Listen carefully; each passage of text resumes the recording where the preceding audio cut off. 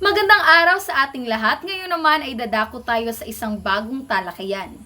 Ito ay bahagi ng wika na nagbibigay diin sa emosyon ng pagsasalita ng isang tao na mayroong damdamin. Meron na ba kayong ideya kung ano ang ating tatalakayin ngayong araw?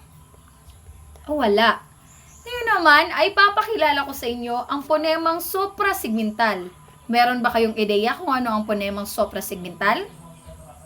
Okay, wala.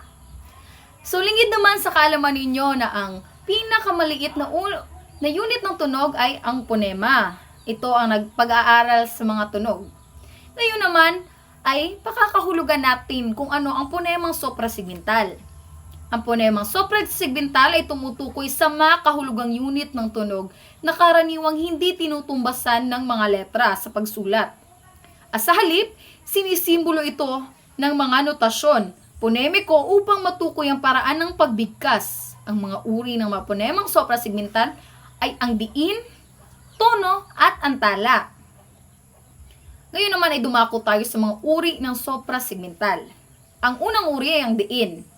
Ito ay nagpapahiwatig ng lakas, bigat o bahagyang pagtaas ng tinig sa pagbigkas ng isang pantig sa salita. Ang diin ay isang ponema sapagkat ang mga salitang may iisang tunog o baybay ay nagbabago ng diin sa kahulugan nito. Ginagamit ang simbolong dalawang pahilis na linya upang matukoy ang pantig na salita na may diin. Sa nakikita natin sa screen, yan ang ginagawang simbolo ng diin. Sa Filipino, karaniwang binibigkas ng may diin ang salitang higit sa isang pantig. Malimit ding makasama ang diin sa pagpapahaba ng pantig. Ito ang mga halimbawa. Tulad nito, bahay. Binibigyang diin ang salitang bahay na nangangahulugang tirahan. Kaibi, dinidiinan sa bi kung saan nagiging kaibigan o nagiging kahulugan nito ay kaibigan o iyong friend. Kung bibigyan diin naman natin ang kaibigan, ang i, ay nangangahulugan na ito ay iyong minamahal.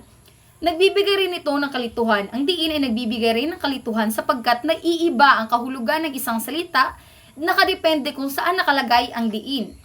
Mahalaga ang diin sapagkat naiiba ang pantig na binibigyan diin ito, karaniwang nagbabago ang kahulugan.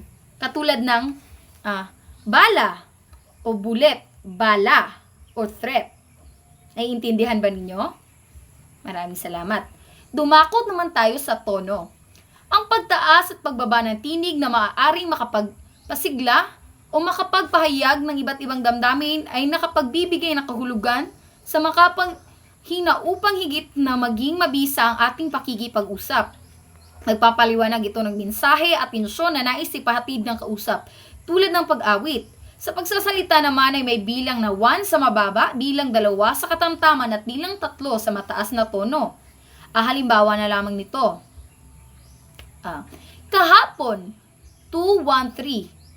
Ang sa nauna nating salita ang 2. So, katamtaman kahapon, 1 mababa at kamataas. So, nagpapahiwatig ang tono natin na nag-aalinlangan tayo. Kagaya na lamang na tinanong tayo na, kailan ka ba graduate? Kahapon, hindi ka sigurado sa iyong sagot.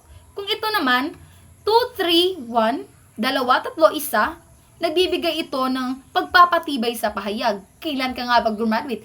Kahapon. Meron kang kasiguraduhan sa iyong sagot. At ang panghuli naman ay ang hinto o antala. Ito ay bahagyang pagtigil sa mga pagsasalita upang higit na maging malinaw ang mensaheng ibig ipahatid ng kausap. Maaring gumamit ng simbolong kuwit, 2 guhit na pahilis o gitling.